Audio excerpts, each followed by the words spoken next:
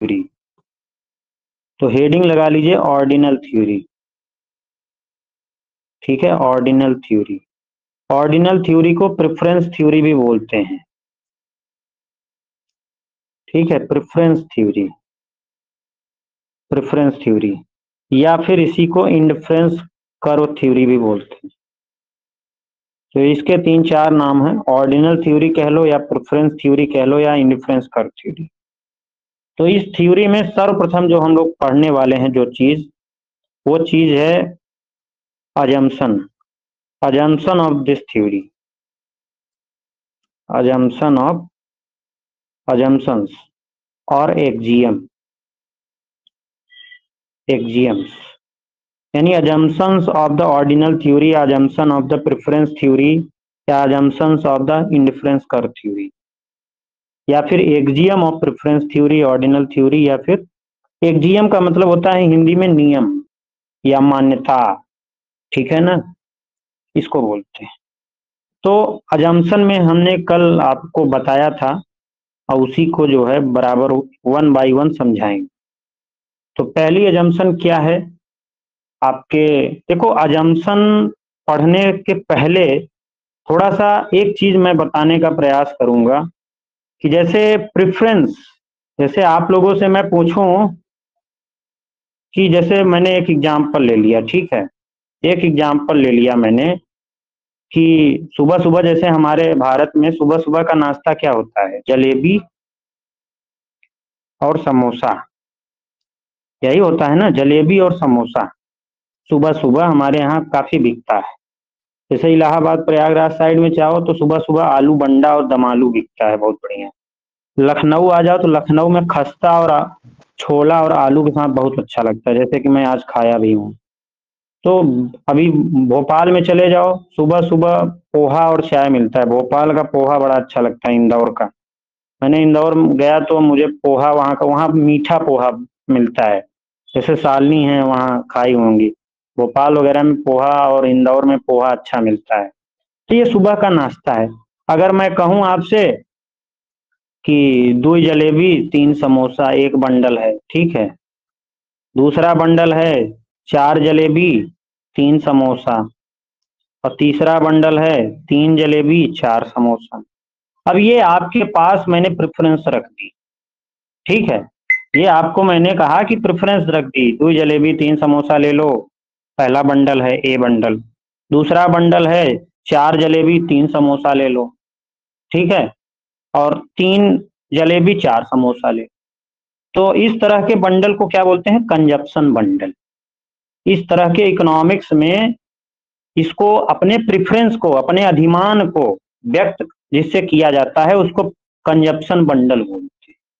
और जनरली हम लोग 2 वस्तुओं को क्यों लेते हैं जनरली इकोनॉमिक्स में, क्योंकि इकोनॉमिक्स में जैसे इंडिफरेंस कर्व ही पढ़ोगे अब, तो इंडिफरेंस कर्व बनाने के लिए हमें 2 एक्सिस की जरूरत पड़ती है, एक्स अक्ष और वाई अक्ष। ठीक है, तो 2 ही एक्सिस हैं, तो 2 ही जनरली हम लोग वस्तुएं लेते हैं। ऐसा नहीं है कि 3 वस्तुएं 4 वस्तुएं क्यों नहीं ले सकते हैं, क्योंकि 2 अक्ष हैं, 2 एक्सिस हैं, इसलिए हम लोग जनरली 2 ही वस्तुओं को लेते हैं, ताकि जो है अंडरस्टैंडिंग में कोई दिक्कत ना हो। ठीक है, कोई आवाज में कोई समस्या आ रही है क्या आप लोगों को, कोई दिक्कत आ रही है क्या?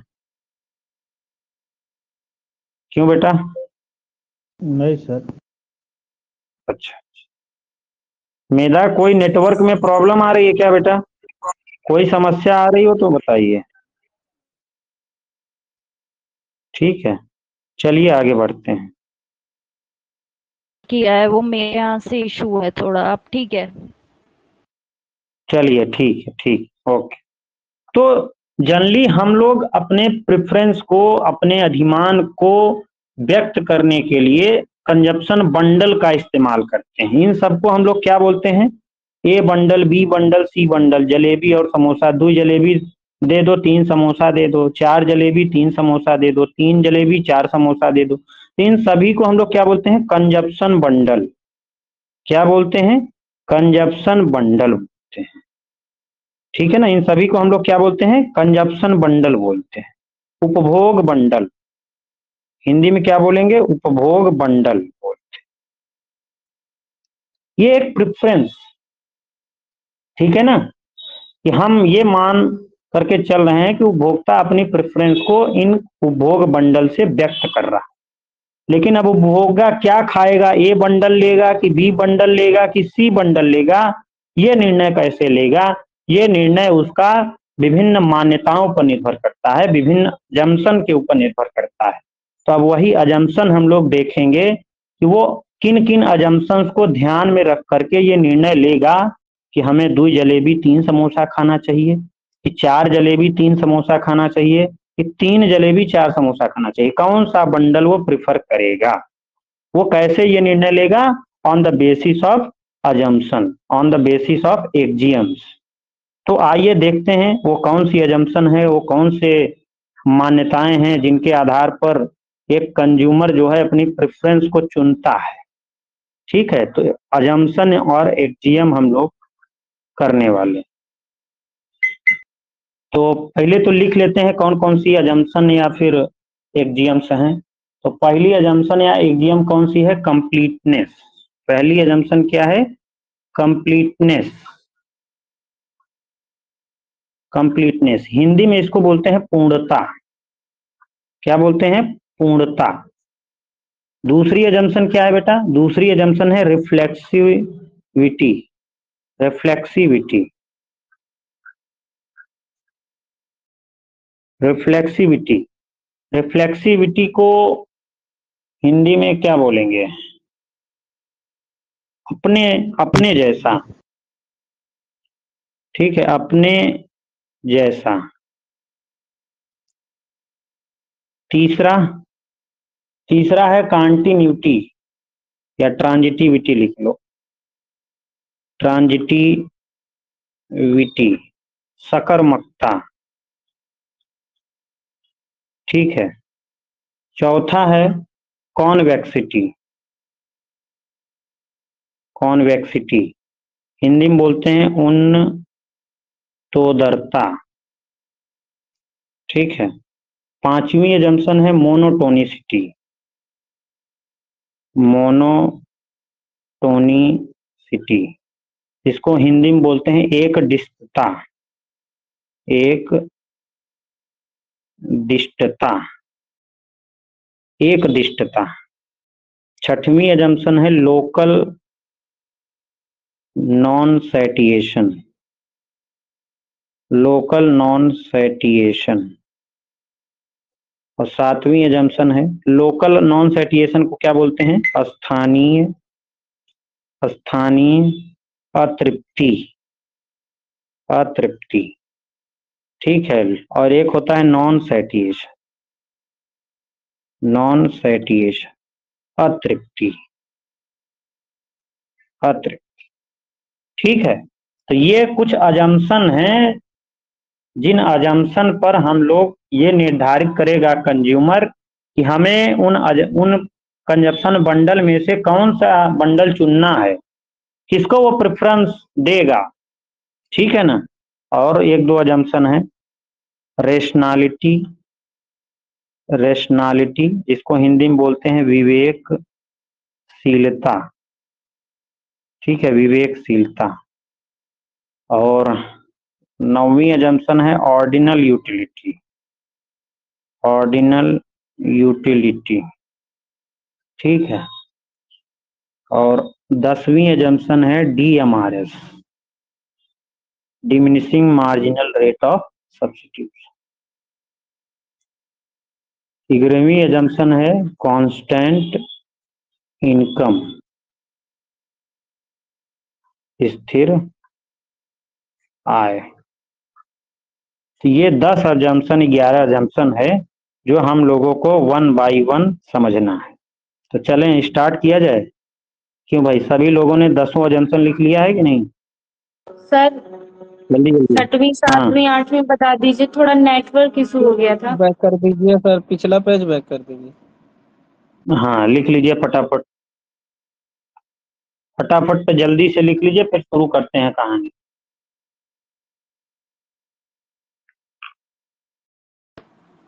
8वीं 9वीं देखना है सर।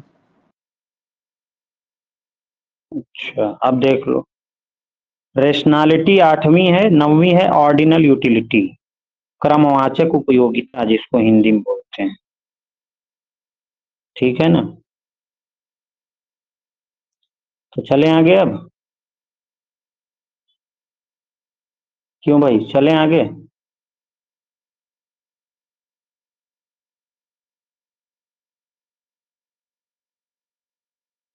शालिनी लिख लिया बेटा, अवधेश लिख लियो। लिख गया सर, लिख गया। Sir okay okay okay. चलिए सबसे पहली अजम्पशन को डिस्कस करते हैं, कंप्लीटनेस। कंप्लीटनेस इसको हिंदी में बोलते हैं पूर्णता।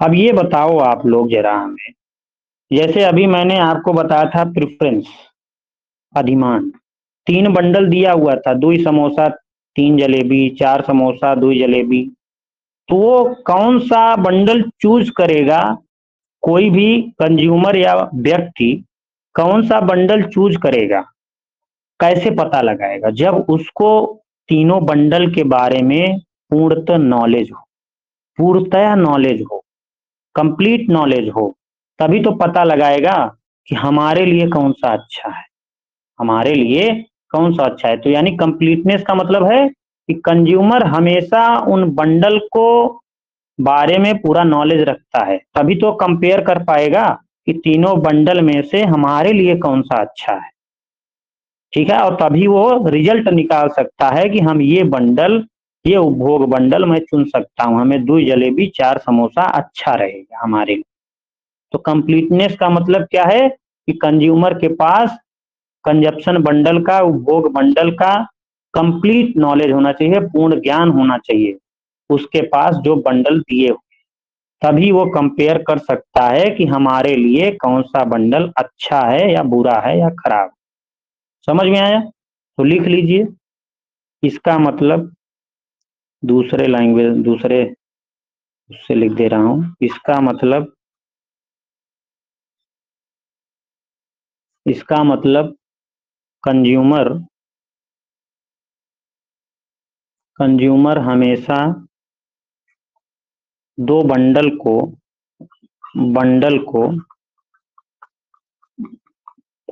को कंपेयर कर सकता है, क्योंकि उसको बंडल का पूर्ण ज्ञान होता है, ठीक है, पूर्ण नॉलेज होता है, ठीक है ना। और उससे वह रिजल्ट भी निकाल सकता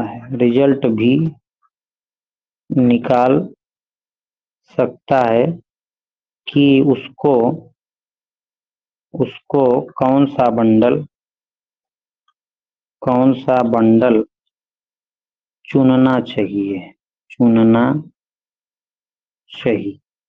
अब जैसे मैंने आपको कहा कि ए बंडल में क्या था, यहाँ जलेबी ले रहा हूं, यहाँ समोसा, तो 2 जलेबी 3 समोसा। बी बंडल में क्या था, 3 जलेबी 4 समोसा। और तीसरे में क्या था बेटा, 2 जलेबी 5 समोसा। तो जनरली क्या चूज करेगा वो, इसमें 3 ले लो, 3 जलेबी 5 समोसा। तो यहाँ पे क्या वो चूज करेगा बेटा, सी बंडल। क्यों?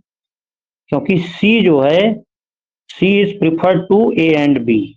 सी में सबसे ज्यादा जलेबी भी है, सबसे ज्यादा समोसा भी, तो इसलिए जो है सी को वो प्रिफर करेगा। जब उसके पास पूरी चीज इंफॉर्मेशन मिल गई है, पूर्ण नॉलेज हो गया है कि ए जो है वीकली प्रिफर्ड है बी से, यानी बी जो है उसको ज्यादा प्रिफर करेगा वो ए से। अगर ए और बी की तुलना करें हम, तो ए में 2 जलेबी 3 समोसा है और बी में 3 जलेबी 4 समोसा है, तो जनरली वो बी को प्रेफर करेगा, ठीक है ना। और बी और सी में अगर देखेंगे तो 3 जलेबी 4 समोसा है, 3 जलेबी 5 समोसा है, तो जनरली सी को प्रेफर करेगा। तो वहां पर जब उसको ये तीनों चारों पूर्ण नॉलेज हो गया बंडल के बारे में, ए बी सी के बारे में, तो सी को चुनना बेहतर पसंद करेगा। बट ये उसके ऊपर निर्भर है कि किसको चूज करेगा। बट उसको ये पास कंप्लीट नॉलेज है, पूर्ण नॉलेज है कि वो उससे रिजल्ट निकाल सकता है। ठीक है, तो ये मतलब होता है कंप्लीटनेस। चलें आगे। क्यों भाई, कंप्लीटनेस सभी को क्लियर है? कोई डाउट है तो नहीं है? क्यों भाई? गुड। अब हम लोग आगे बढ़ेंगे। रिफ्लेक्सिविटी दूसरा है, रिफ्लेक्सिविटी। रिफ्लेक्सिविटी रिफ्लेक्सिविटी को हमने अभी हिंदी में बताया अपने जैसा, अपने जैसा। रिफ्लेक्सिविटी का मतलब क्या होता है? अगर मैं आप लोगों से पूछूं रिफ्लेक्सिविटी, जैसे आप लोग दैनिक भाषा में रिफ्लेक्सिव वर्ड यूज करते होंगे। रिफ्लेक्सिव का मतलब होता है, इंग्लिश में अगर कहूं कि इज एट जैसे लीस्ट रिफ्लेक्ट एज मतलब गुड। अपना शीशा, सर जी जैसे मिरर में अपना शीशा देखते हैं तो वो रिफ्लेक्ट होकर हमारा ही चेहरा देखता है हमें। हाँ, एकदम अपने जैसा। यानी इसका मतलब क्या है? रिफ्लेक्सिविटी का मतलब क्या होता है? इसका मतलब is at least as good as itself. मतलब अपने जैसा एटलीस्ट गुड होना चाहिए। ठीक है, जैसे इसका मैं एक एग्जांपल देता हूं आप लोगों को। जैसे आप दुकान पर गए, ठीक है, आप दुकान, आजकल गर्मी का मौसम देखो चल ही रहा है, आप दुकान पर गए पेप्सी लेने। ठीक है, पेप्सी लेने दुकान पर गए और दुकानदार से बोले जाओ 1 लीटर वाले पेप्सी हमें ले आओ।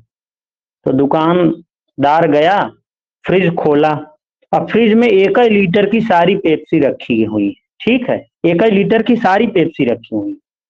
अब खोल करके एक ले आया पेप्सी आपको 1 लीटर वाली और आपको दे दिया निकाल कर। आप चले गए लेकर घर, लेकिन घर से आए आप अचानक, ठीक है, अचानक आप आए, दुकानदार से बोले अरे भैया ये वाली नहीं चाहिए, आप जो निकाले हो उसके राइट साइड में दूसरी वाली चाहिए। आपने दुकानदार से क्या बोला कि जो भैया आपने दिया है उसके बगल वाली चाहिए, राइट साइड से दूसरी या तीसरी चाहिए। तो दुकानदार आपको देख करके सोच रहा है कि भाई सारी पेप्सी तो एक ही है ना, 1 ही लीटर वाली तो हम रखे ही हैं, आप कह रहे हो कि राइट वाली चाहिए और सारी एक ही जैसी हैं। रिफ्लेक्सिविटी है, सारी एक ही, 1 लीटर की पेप्सी तो सारी एक ही होंगी ना, एक ही जैसी है, तो इसमें क्या बुराई है जो आपको मैंने दी है? तो रिफ्लेक्सिव का मतलब ही यही है कि as good as itself, हर चीज अपने बराबर कम से कम सेटिस्फैक्शन देती है। भाई पेप्सी 1 लीटर की चाहे जो लो, वो हर एक पेप्सी कम से कम अपने बराबर जरूर संतुष्टि देगी ना। क्यों भाई, समझ में आया ना? रिफ्लेक्सिवनेस क्लियर है? चलें आगे, बोलो। सर जी, सर यहाँ पर हाँ क्या ये भी रिफ्लेक्सिविटी का उदाहरण लिया जा सकता है? जैसे दो नोट हैं 10 की, एक पुरानी नोट है एक नई नोट, तो हम पुरानी पहले खर्च करना चाहेंगे, ये ऐसा मैं समझ पा रहा हूँ जहाँ नहीं, तक। देखो वैल्यू तो एक ही है ना, 10 की नोट 2 हैं। अब मैं तुम कहो कि सर मुझे 10 रुपए चाहिए, तो मैं आपको 10 रुपए दे रहा हूँ। ठीक है, मैंने आपको पुरानी नोट दे दी, लेकिन तुम फिर से आए कहे सर हमें नई वाली नोट चाहिए। तो मैं तुमको देख के एक बार सोचूंगा कि इसको 10 रुपए से मतलब है कि नई पुरानी कर रहा है। भाई तुम उसको जुगा के रखोगे तो है ही नहीं कि बेटी की शादी करोगे तो कड़कड़ुआ नोट दोगे विदाई में। भाई उसको कहीं ना कहीं खर्चा करोगे ना, तो कहीं ना कहीं नई पुरानी रिफ्लेक्सिव है ना। 10 रुपए नई वाली भी उतना ही 10 रुपए का काम करेगी, पुरानी वाली भी 10 रुपए की नोट उतना ही बराबर काम करेगी। ऐसा नहीं है कि पुरानी वाली 9 रुपए के बराबर होगी। दुकानदार को दोगे तो कहोगे ये 9 रुपए की चलेगी, दुकानदार कहेगा 10 रुपए नहीं दूंगा तुमको, 1 रुपए काट लूंगा क्योंकि तुम पुरानी वाली लेके आए हो। ठीक है ना, बिल्कुल वो लेमन इफेक्ट हो जाएगा। समझ में आया ना? तो रिफ्लेक्सिविटी का मतलब है कि हर एक वस्तु जो है, समान है, वो अपने बराबर कम से कम सेटिस्फैक्शन देती ही है। तो ये होता है रिफ्लेक्सिविटी। अब तीसरी अजम्पशन की ओर बढ़ते हैं बेटा, उसको बोलते हैं ट्रांजिटिविटी। क्या बोलते हैं? ट्रांजिटिविटी। इसको हिंदी में बोलते हैं सकर्मकता। सकर्मकता। ये ट्रांजिटिविटी क्या होती है भाई? बहुत आसान है ट्रांजिटिविटी। ट्रांजिटिविटी का मतलब है, पहले भी कल भी बता चुके हैं आप लोगों को, ट्रांजिटिविटी का मतलब है कि कंज्यूमर मान लो सोचता है, कंज्यूमर सोचता है, कंज्यूमर सोचता है कि पहला प्रेफरेंस देता है कि हमें इकोनॉमिक्स ज्यादा पसंद है, कंज्यूमर को इकोनॉमिक्स ज्यादा पसंद है मैथ से। थोड़ा अपने तरीके का एग्जांपल लेता हूं। तो इकोनॉमिक्स, कंज्यूमर सोचता है कि हमें इकोनॉमिक्स ज्यादा पसंद है मैथ से, लेकिन उसको नहीं पता है कि इकोनॉमिक्स ही मैथ, बिना मैथ के इकोनॉमिक्स अधूरी है। ठीक है ना? तो मैथ अगर आप जानते रहो तो इकोनॉमिक्स हलवा है आपके लिए। दूसरा वो क्या सोचता है प्रेफरेंस? अब दूसरा वो सोचता है कि मैथ ज्यादा उसको पसंद है स्टैट्स से। मैथ उसको किससे ज्यादा पसंद है? सांख्यिकी से।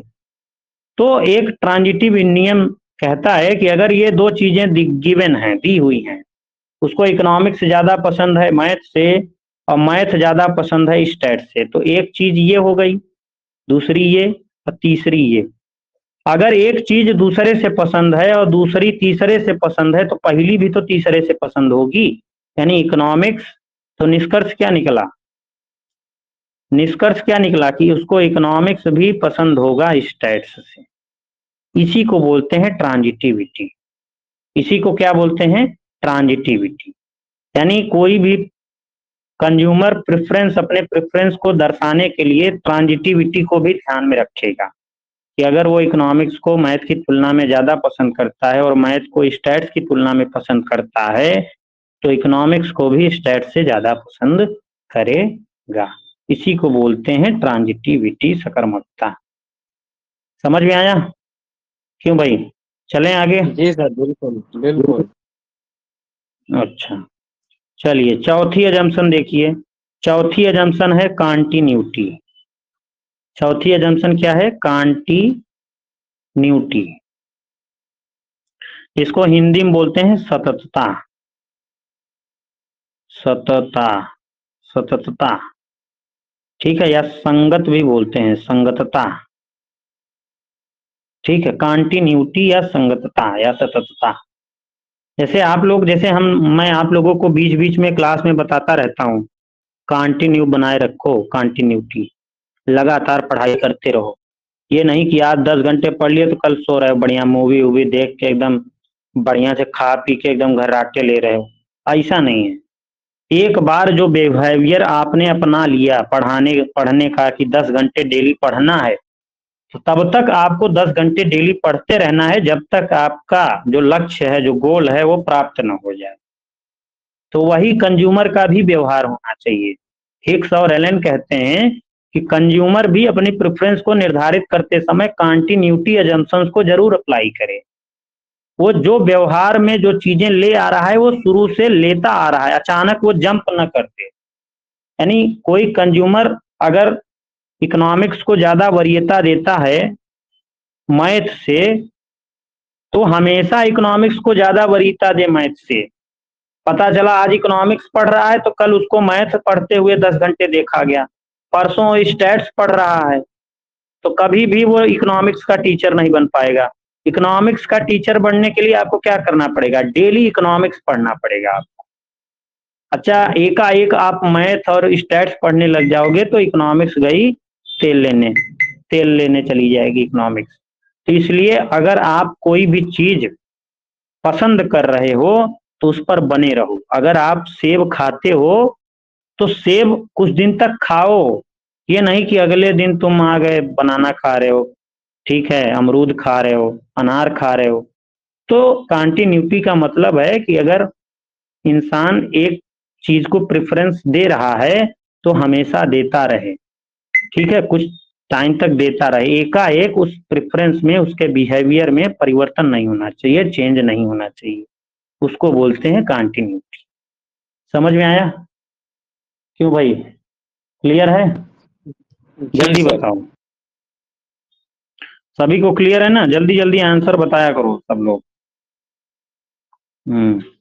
मेधा समझ में आ रहा है? शालिनी, रूपम, क्लियर है? मैं एक हाँ चीज, जैसे आपने वो फल वाला एग्जाम्पल दिया, पर मेरे साथ तो ऐसा हाँ नहीं होता। मुझे तो डेली जैसे सीजनल फल जो भी आजकल आ रहे हैं, तो जैसे आज जैसे हाँ, जामुन खा लिया, तो कल मैं सेब खा सकती हूँ या आड़ू खा हम्म सकती हूँ। तो मेरे साथ ऐसा हम्म नहीं होता फल वाला नहीं एग्जाम्पल। देखिए, तो सबके साथ ऐसा नहीं। देखिए जनरली क्या होता है ना, कि जैसे हमारे भारत में क्या है, सीजनल फल। देखो, मैंने कंटिन्यूटी का मतलब ये है कि दूसरे ही दिन चेंज न कर दो। जैसे अपने यहाँ ही है, इस टाइम पे केला सेब वगैरह मिलता है। ठंडियों में आप चले जाओ, अनार वगैरह ज्यादा मिलता है। तो 3-4 महीने वो सीजन रहता है। ये नहीं कि आपको हर सीजन में सारे फल मिल जाएं। हर सीजन में सारे फल मिलोगे तो फलों की जो क्वालिटी रहती है वो कमजोर रहती है। अच्छी दुकानों पे जाओगे तभी वो फल अच्छा मिलेगा, गैर सीजन वाला। जैसे आम ही है, इस समय एकदम सड़ा गला आम मिलेगा। अब ये चाह लो कि मैं डेली सेब और ये केला खाती थी, अगर आम खाना चाहो इस टाइम पे, तो वो बड़ा वाला जो आम, चौसा आम नहीं होता, उसमें कीड़े भी पड़े रहते हैं। इस समय वही मिल रहा है, तो बेकार कर जाएगा। इसलिए जैसे 3 महीने तक, जैसे 3-4 महीने तक हमारे यहाँ सीजन चलता है एक चीज का, तो वो 3-4 महीने ही कंटिन्यूटी बनाए रखनी है और उसी आधार पे निर्णय लेना है। समझ में आया ना मेरी बात? एक का एक नहीं परिवर्तन होना चाहिए, जंप नहीं कर देना। उससे जो है पेट भी खराब होगा और अदर भी चीजें अफेक्ट होंगी। ठीक है, तो ये रहा रियल लाइफ का एग्जाम्पल।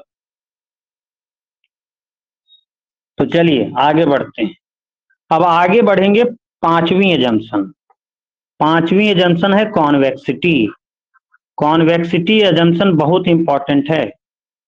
कॉन्वेक्सिटी, इसको हिंदी में बोलते हैं उन्नतोदरता। उन्नतोदरता, उन्नतोदरता या उत्तलता भी इसको बोलते हैं। उन्नतोदरता या उत्तलता। कॉन्वेक्सिटी का मतलब क्या है? What is meant by convexity? कौन बताएगा कॉन्वेक्सिटी का मतलब क्या है? एनीवन? क्यों भाई, कोई बताएगा? सर जी ऊपर कॉन्वेक्सिटी से का नीचे मतलब, की ओर जैसे उदासीनता वक्र में बना होता वैसे ही समझ पा रहा हूँ, पर मतलब नहीं जानता इसका क्या है। सर वो डिफरेंस एक्सिस, हमें ऐसा समझ में कर। आता है डिमिनिशिंग मार्जिनल यूटिलिटी की तरह। वो हाँ हाँ एक्सिस हाँ, को नहीं और टच मेरा, करता सर। डाउनवर्ड स्लोपिंग हाँ एक्सिस को नहीं टच करता। ठीक ठीक। और कौन बताएगा? और रूपम तुम बता रही हो क्या? शालिनी, कॉन्वेक्सिटी का मतलब क्या है? कॉन्वेक्स प्रेफरेंसेस किसको बोलोगे? जैसे इकोनॉमिक्स में मैं बता रहा हूँ, ठीक है? जैसे इकोनॉमिक्स में एक टर्म है जो कॉन्वेक्सिटी को डिफाइन करता है कंज्यूमर थ्योरी में, उसको बोलते हैं एवरेजेस। एक मिनट, कलर चेंज करता हूँ। धीरे धीरे एमयू घटती शुरू हो जाती। नहीं नहीं नहीं, कॉन्वेक्सिटी का मतलब है averages. Averages are preferred, averages are preferred over extreme, over extreme. ये लाइन हूबहू बहू वेरियन में लिखी हुई।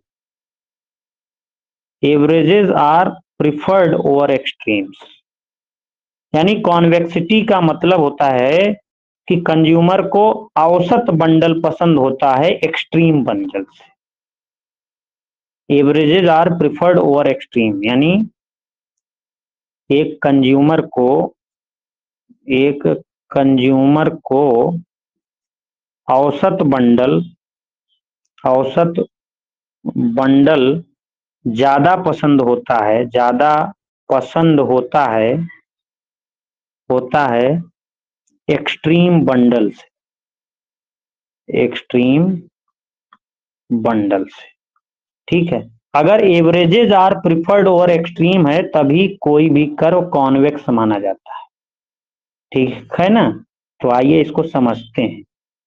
जैसे मैं इंडिफरेंस कर्व बनाता हूं, ये रहा इंडिफरेंस कर्व, ये आईसी है, इंडिफरेंस कर्व इसको बोलते हैं, ठीक है ना। इंडिफरेंस कर्व, कोई भी इंडिफरेंस कर्व बनाने के लिए हम लोगों को क्या जरूरत पड़ती है, किस चीज की जरूरत पड़ती है इंडिफरेंस कर्व को बनाने के लिए? यूटिलिटी फंक्शन की। मान लीजिए मैं यूटिलिटी फंक्शन ले रहा हूं x और y। ये एक यूटिलिटी फंक्शन है, साधारण फॉर्म का, साधारण रूप का ये यूटिलिटी फंक्शन है। इस यूटिलिटी फंक्शन के अकॉर्डिंग ये आईसी मान लो बना हुआ है, ठीक है। अब मान लीजिए मैंने एक बंडल कलर चेंज कर देता हूं, एक बंडल में इस, देखो आईसी की एक डेफिनेशन भी, आईसी के प्रत्येक पॉइंट पर सेम यूटिलिटी कंज्यूमर को मिलती है, समान संतुष्टि मिलती है, समान उपयोगिता मिलती है। मान लीजिए आईसी के इस बिंदु पर एक कंज्यूमर है और इस बिंदु पर वो ए बंडल खा रहा है, ए बंडल, और इस बंडल में यक्स की 1 क्वांटिटी है और वाई की 10 क्वांटिटी, ठीक है। यक्स की 1 क्वांटिटी, वाई की 10, तो ए बंडल में क्या है 1,10 है। और वहीं एक पॉइंट यहाँ बी पॉइंट है आईसी पर, जिसमें वो यक्स की 10 क्वांटिटी खा रहा है और वाई की 1 क्वांटिटी खा रहा है। तो बी बंडल क्या है 10,1। इतनी बात समझ में आती है कि नहीं? जल्दी जल्दी बताइए, फटाफट बताओ भाई। खूब समझ में आती है सर।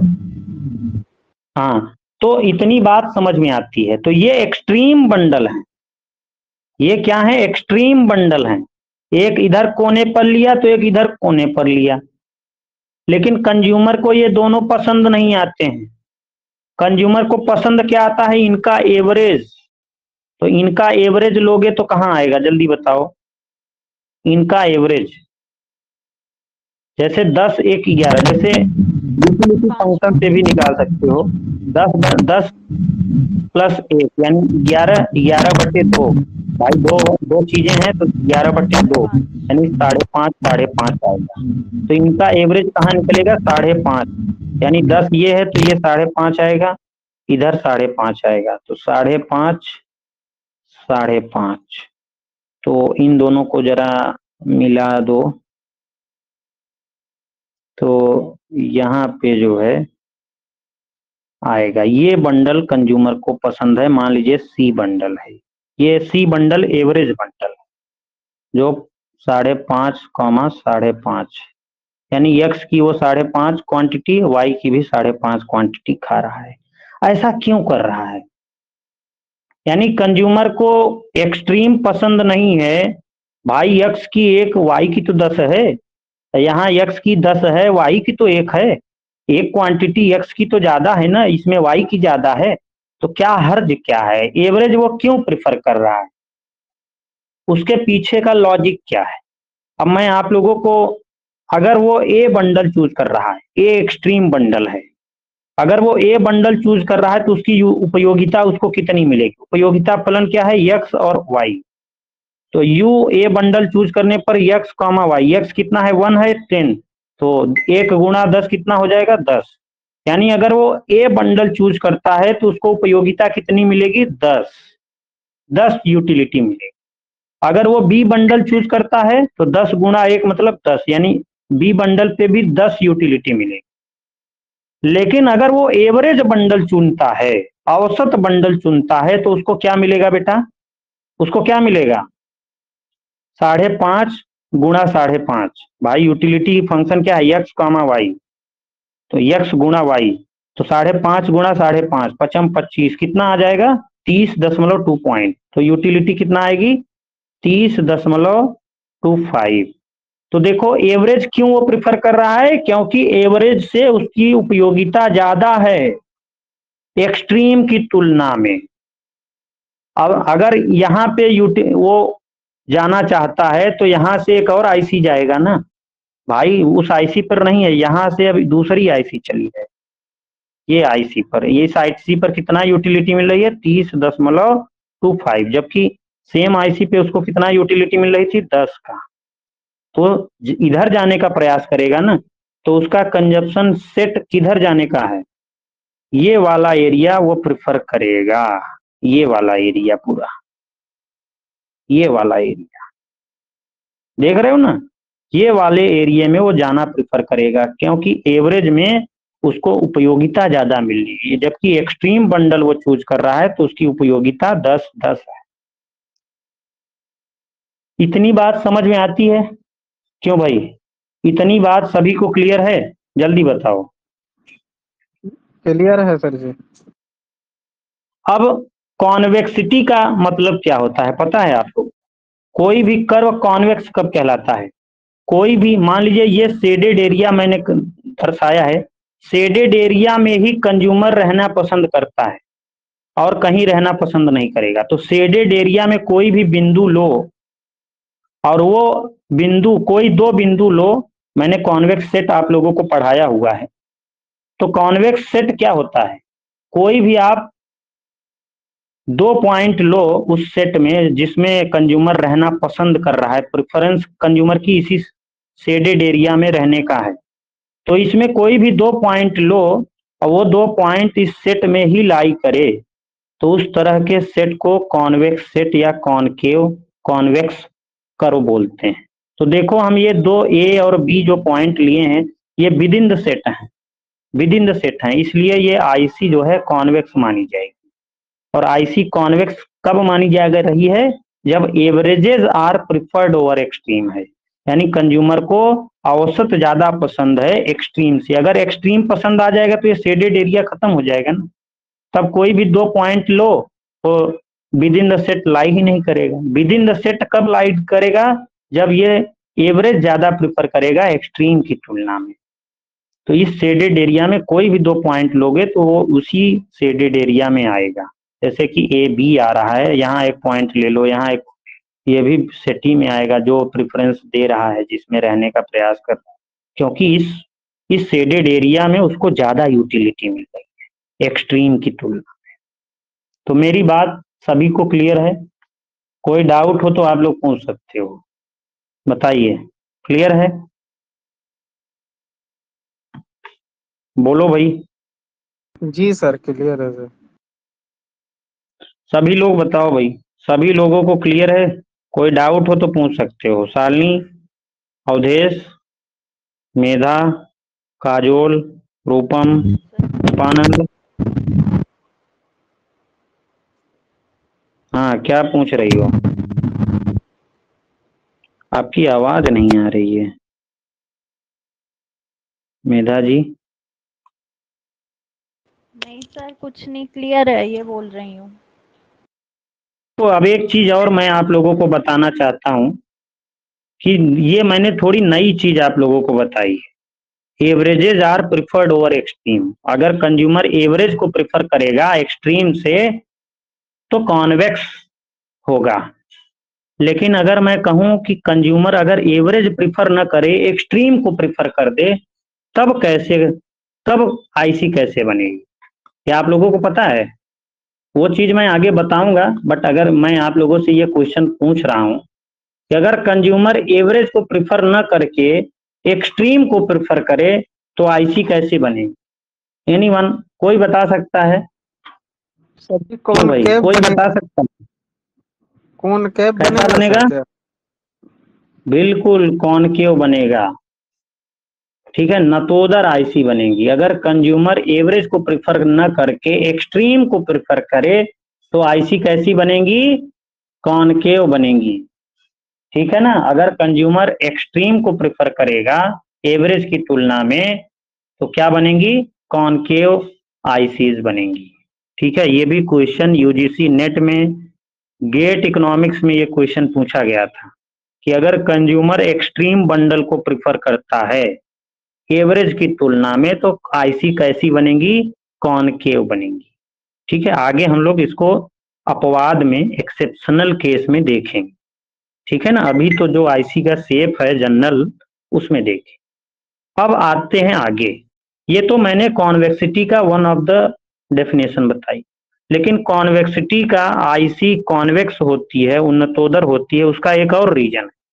उसका एक रीजन है DMRS, diminishing marginal rate of substitution. Diminishing marginal rate of substitution के कारण भी आईसी जो है कॉन्वेक्स होती है। कॉन्वेक्सिटी का मैथमेटिकली कैसे डिसाइड होता है? कोई भी कर्व कॉन्वेक्स कब होता है? जब सेकेंड डेरिवेटिव क्या हो? पॉजिटिव। सेकेंड डेरिवेटिव अगर पॉजिटिव है, द्वितीय अवकलन अगर धनात्मक है, तो कर्व क्या होता है? उन्नतोदर होता है, कॉन्वेक्स होता है। ये भी क्वेश्चन यूजीसी नेट में पूछा जा चुका है।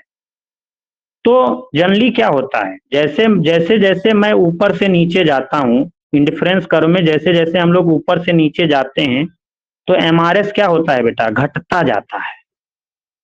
यानी जो दर है, जो एमआरएस क्या है? Slope of IC. एमआरएस क्या है? तटस्थता वक्र का ढाल है, और ढाल धीरे धीरे कम होना शुरू हो जाता है। कम का मतलब पॉजिटिव होना। यहाँ पे देखो ढाल इतना है। ढाल ढाल कैसे पता करते हो मैथमेटिक्स में? किसी भी कर्व पर एक टेंजेंट रेखा खींच दो, स्ट्रेट लाइन, और वो ढाल बताती है। इस बिंदु पर ढाल ये हो गया, इस बिंदु पर ढाल ये हो गया, इस बिंदु पर ढाल ये हो गया। तो देखो ढाल धीरे धीरे क्या हो रही है? यहाँ पर ढाल सबसे अधिक है, यहाँ पे थोड़ी कम हुई, यहाँ पे कम हुई, यहाँ पे कम हुई। तो यहाँ पर एमआरएस क्या है? निगेटिव तो है, but at decreasing rate. MRS क्या होता है उन्नतोदरता में? कॉन्वेक्सिटी में एमआरएस कैसा होता है? Decreases at decreasing rate. ठीक है, रेट कैसा है? घटती दर से घट रहा है। देखो यहाँ पे घटना घटना घटना, यानी पॉजिटिव। सेकेंड डेरिवेटिव यहाँ पे क्या आ जाएगा? पॉजिटिव, क्योंकि ढाल धीरे धीरे क्या हो रहा है? पॉजिटिव होता जा रहा है, कम होता जा रहा है। इसलिए द्वितीय अवकलज जो है, जब अगर पॉजिटिव होगा तो कर्व क्या होगा? कॉन्वेक्स होता है। तो कॉन्वेक्सिटी का एक रीजन है averages are preferred over extreme, जो इकोनॉमिक्स के टर्म्स में है। और मैथमेटिकल टर्म्स में क्या है? द्वितीय अवकलज अगर पॉजिटिव हो तो कर्व क्या होता है? कॉन्वेक्स होता है। ठीक है, तो ये कॉन्वेक्स प्रेफरेंस या कॉन्वेक्सिटी को हम लोगों ने समझ लिया। अब छठवीं अजम्पशन चलते हैं। छठवीं अजम्पशन है मोनोटोनिसिटी। अब मोनोटोनिसिटी को समझने के पहले, मोनोटोनिसिटी में ही बहुत सारी चीजें हैं। इकोनॉमिक्स में बहुत वास्ट है। इकोनॉमिक्स को समझने चलो तो बहुत सारी चीजें हैं समझने के लिए। तो मोनोटोनिसिटी को समझने के पहले हम लोग इकोनॉमिक्स में मोनोटोनिसिटी के साथ ही एक चीजें और हैं, उनको भी समझते चलते हैं। तो इसको थोड़ा सा मिटाते हैं और यहाँ लिखते हैं नॉन सैटिएशन। नॉन सैटिएशन हम लोग पढ़ेंगे, इसको हिंदी में बोलते हैं अतृप्ति। कोई भी आदमी अतृप्त है आज की दुनिया में? कोई तृप्त है? कितना भी पैसा आ जाए, कितनी भी खुशी मिल जाए, लेकिन आदमी को है अतृप्त रहता है, नॉन सैटिएशन रहता है, नॉन सेटिस्फाइड रहता है। क्यों? क्योंकि उसको और चाहिए। कार, बाइक ले लिया तो कार चाहिए, कार ले लिया तो हवाई जहाज चाहिए। ठीक है, हवाई जहाज से चलने लगा तो उसका पर्सनल एयरक्राफ्ट होना चाहिए। तो हर आदमी क्या है? अपने आप में अतृप्त है, नॉन सैटिएशन में जुड़ा हुआ है। तो नॉन सैटिएशन के दो वर्जन हैं इकोनॉमिक्स में। इकोनॉमिक्स में जो अतृप्ति है या नॉन सैटिएशन है, उसके दो वर्जन होते हैं। दो वर्जन। पहला वर्जन है मोनोटोनिसिटी। पहला वर्जन क्या है? नॉन सैटिएशन का पहला वर्जन क्या है? मोनोटोनिसिटी। मोनोटोनिसिटी, इसको हिंदी में बोलते हैं एक दिष्टता। एक दिष्टता, ठीक है। और दूसरा वर्जन है लोकल नॉन सैटिएशन। लोकल नॉन सैटिएशन, ठीक है। स्थानीय अतृप्ति। स्थानीय अतृप्ति, ठीक है। तो सबसे पहले हम लोग मोनोटोनिसिटी को समझेंगे। मोनोटोनोसिटी बहुत इंटरेस्टिंग टॉपिक है, मैथमेटिक्स में भी इसका यूज होता है और इकोनॉमिक्स थ्योरी में भी यूज होता है। मोनोटोनोसिटी को पहले समझते हैं, ठीक है। ए डाल लो मोनोटोनोसिटी। मोनोटोनिसिटी को हमने बताया एक दिष्टता बोलते हैं हिंदी में, एक दिष्टता। यानी हिग्स और एलन ने कहा कि कंज्यूमर को अपने प्रेफरेंस को, अपने अधिमान को निर्धारित करते समय मोनोटोनिसिटी अजम्पशंस को फॉलो करना चाहिए। क्या करना चाहिए? मोनोटोनिसिटी अजम्पशंस को फॉलो करना चाहिए। मोनोटोनिसिटी का मतलब क्या होता है? मोर is better, more is better, more is better. मैंने अभी आपको बताया नॉन सैटिएशन के ही दो वर्जन हैं, एक है मोनोटोनिसिटी, दूसरा वर्जन क्या है? Local non सैटिएशन। तो देखो कहीं ना कहीं मिल रहा है कि नहीं नॉन सैटिएशन से। नॉन सैटिएशन का मतलब क्या है? अतृप्ति, कितना भी पा जाओ लेकिन खुश नहीं हो, और चाहिए, और चाहिए मतलब ज्यादा अच्छा होता है। मोर इज बेटर मतलब ज्यादा अच्छा होता है, ज्यादा जिसमें है वो ज्यादा पसंद है लोगों को। अभी 10 रुपया में सब कुछ मिल जाए, आदमी बाजार जाता है तो सस्ती चीज ढूंढता है, क्योंकि सस्ते में ज्यादा मिल जाए तो बहुत बढ़िया है। तो मोर इज बेटर, मोनोटोनिसिटी का मतलब क्या है? मोर इज बेटर मतलब ज्यादा, ज्यादा जिसमें है, ज्यादा जिसमें है वो ज्यादा पसंद है, वो ज्यादा पसंद है, ठीक है, उसको मोनोटोनिसिटी। समझ में आया ना? क्यों भाई बताओ रे, सभी को समझ में आ रहा है ना? कहीं भी डाउट हो तो आप लोग पूछ सकते हो। जैसे मैं एक एग्जांपल लेता हूँ, एक एग्जांपल लेता हूँ। एग्जांपल है, मान लीजिए एक बंडल ए दिया, एक बंडल ए दिया हुआ है जिसमें 8 एप्पल और 8 बनाना है। 8 एप्पल 8 बनाना है पहले बंडल में। दूसरा बंडल दिया हुआ है वो बंडल जिसमें 8 एप्पल और 9 बनाना, ठीक है, ठीक है। दूसरा बंडल दिया हुआ है 8 एप्पल 9 बनाना है, और एक सी बंडल, तीसरा बंडल दिया हुआ है जिसमें 9 एप्पल और 10 बनाना दिया हुआ, ठीक है। तो अब आप लोग बताओ, आप में से अगर मोनोटोनिसिटी अजम्पशंस को इसमें फॉलो करके डिसीजन लेना है तो आप कौन सा चूज करोगे? जल्दी बताओ। सी वाला। आप सी वाला चूज कर लोगे, क्योंकि more is better over to less, यानी आपको सी वाला बंडल पसंद आ जाएगा, यानी सी प्रिफर करोगे अकॉर्डिंग टू मोनोटोनिसिटी। लेकिन मैं अगर सी को हटा दूं, सी को मैंने हटा दिया, ए और बी में चूज करना है, तो आप मोनोटोनिसिटी के अकॉर्डिंग किसको चूज करोगे? ए या बी? बी। बी को चूज करोगे ना, बी को चूज करोगे। तो मोनोटोनिसिटी का मतलब ये है कि जरूरी नहीं है कि दोनों वस्तुएं ज्यादा। इसमें ए और बी में आप देखो दोनों में एप्पल सेम है, सेब 8 ही 8 खा रहा है वो, लेकिन बनाना उसमें 8 है, इसमें 9 है। तो एक भी बंडल अगर दूसरे बंडल की तुलना में एक भी गुड ज्यादा है तो आदमी ज्यादा वाला पसंद करेगा। क्यों? क्योंकि उसके लिए मोर इज बेटर फॉर हिज, यानी उसके लिए मोर यानी अधिक वस्तु ज्यादा पसंद है, चाहे वो एक ही ठिनी में ज्यादा हो, एक ही बंडल में चाहे ज्यादा हो। देखिए 10 भी किस दो में हो जाए किस तो बंडल सी वाले में देखो दोनों अधिक है, एप्पल भी 9 है और बनाना भी 10 है, उन दोनों की तुलना में दोनों वस्तुएं ज्यादा हैं।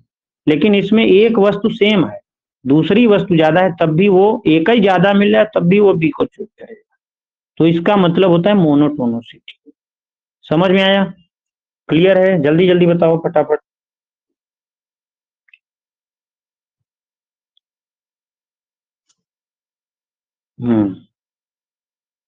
अब देखो हम लोग आगे पढ़ेंगे, मोनोटोनिसिटी अजम्पशंस के कारण ही हमारा जो इंडिफरेंस कर्व होता है, तटस्थता वक्र होता है, वो डाउनवर्ड स्लोपिंग होता है।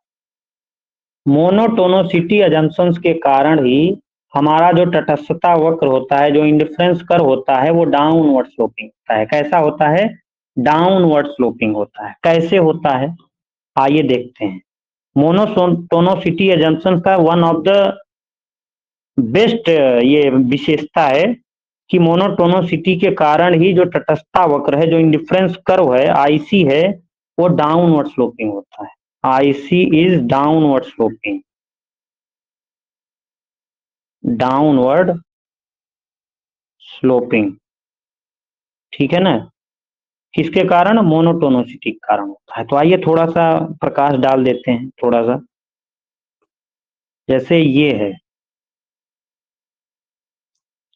बहुत ही इंटरेस्टिंग चीज है, किसी बुक में नहीं पाओगे, कहीं नहीं मिलेगा, आप लोगों को ढूंढते रह जाओगे। क्योंकि मैंने जितनी भी बुक पढ़ी है, मुझे मोनोटोनोसिटी में कैसे इंडिफरेंस कर्व डाउनवर्ड स्लोपिंग होता है कहीं नहीं मिला। ये आप खुद जब पढ़ते रहोगे वो अपने आप चीजें आ जाती हैं। ठीक है, तो आइए समझते हैं। जैसे मैं कोई भी पॉइंट लेता हूं, ए पॉइंट लेता हूं, या ए बंडल कह लो। तो ए बंडल है ये, ए बंडल। ए बंडल में मैं कुछ एक्स वस्तु ले रहा हूं, कुछ वाई वस्तु ले रहा हूं, ठीक।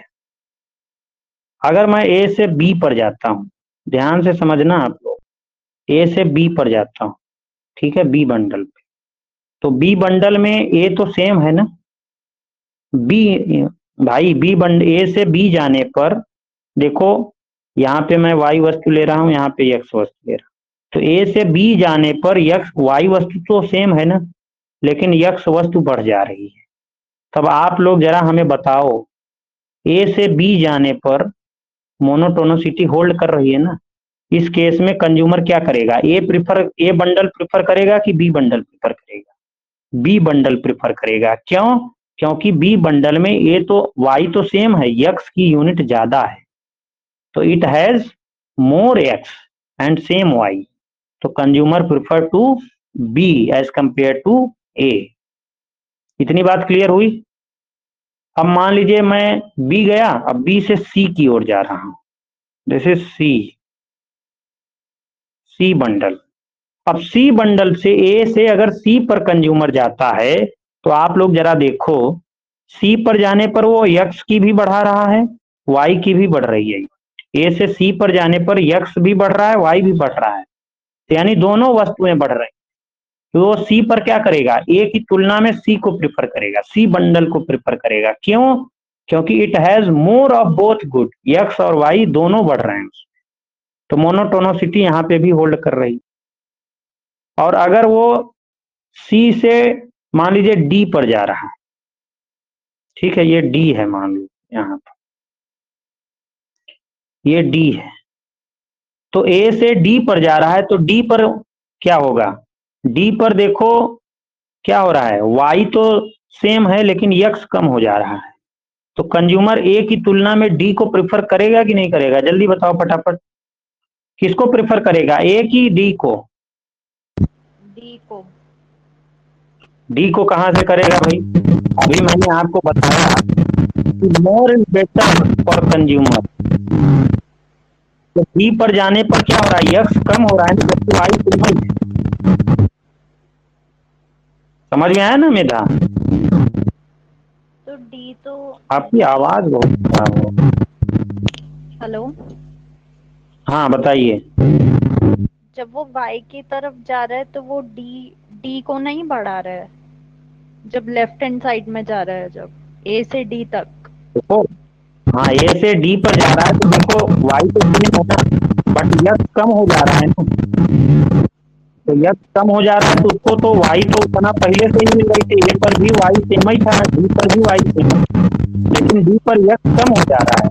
तो ए की तुलना में डी पर जो उसको मिल रहा है वो कम मिल रहा है, इसलिए वो ए को प्रेफर करेगा एज कंपेयर टू बी। समझ में आया? जी। हाँ, ये चीज ध्यान में रखिएगा। चलिए आगे बढ़ते हैं। अब मान लीजिए ए से एफ पर जा रहा है, ए से एफ पर जा रहा है कंज्यूमर, तो ए से एफ पर जाने पर क्या हो रहा है, एक्स की क्वांटिटी सेम है, वाई की बढ़ जा रही है, तो यहाँ भी मोनोटोनिसिटी फॉलो हो रही है, तो वो एफ को प्रेफर करेगा एज कंपेयर टू ए। ठीक है, अब मान लीजिए ए से वो जा रहा है जी की ओर,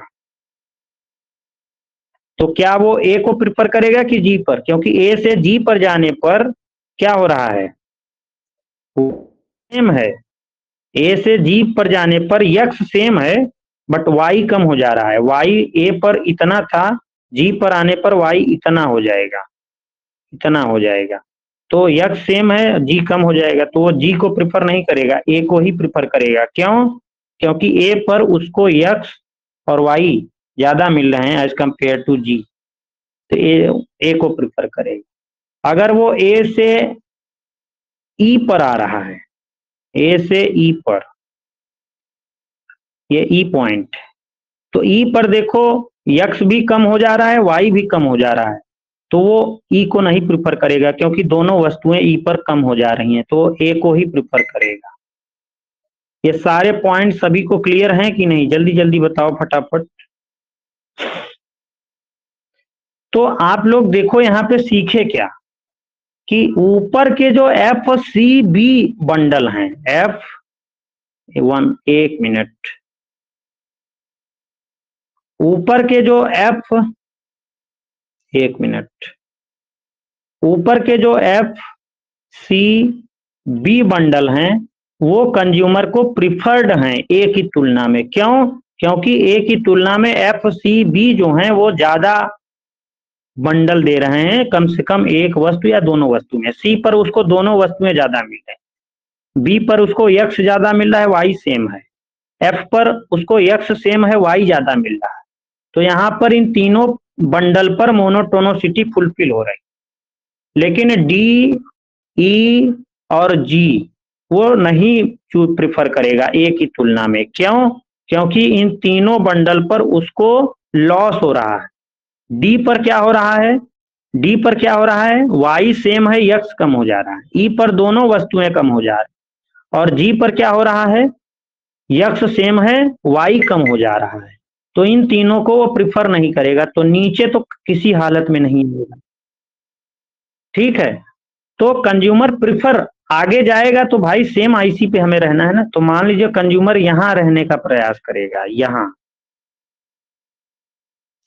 अब मान लीजिए ए से अगर वो राइट साइड जा रहा है, इधर जा रहा है, मान लीजिए टी पॉइंट, और ए से मान लीजिए एस पॉइंट पे जा रहा है, तो एस पॉइंट पे जाएगा। अब देखो एक चीज और है, बहुत ही इंटरेस्टिंग चीज है, और जैसे मैंने आपको एक चीज अभी नहीं बताई, जैसे मैंने अभी आपको बताया कि ए से बी पर जाने पर कंज्यूमर बी को ज्यादा प्रिफर करेगा, लेकिन आप लोग सभी लोग जानते हो कि तटस्थता वक्र का कोई भी बिंदु, मान लीजिए मैं ए और बी से तटस्थता वक्र बनाऊंगा, ए और बी बिंदु से, तो तटस्थता वक्र जो इंडिफरेंस कर्व होता है उसके सभी बिंदु पर समान संतुष्टि होनी चाहिए, सेम लेवल ऑफ सेटिस्फैक्शन मिलता है।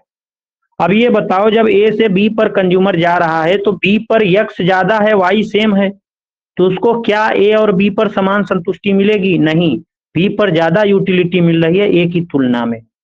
लेकिन हमें वो पॉइंट ढूंढना है जहां पर सेम यूटिलिटी मिले। तो सेम यूटिलिटी कहाँ मिलेगी? अगर वो ए से एस पे जा रहा है, ए से एस पर, तो ए से एस पे जाएगा, तो आप लोग जरा बताओ हमें, ए से एस पे जाने पर वो क्या करेगा?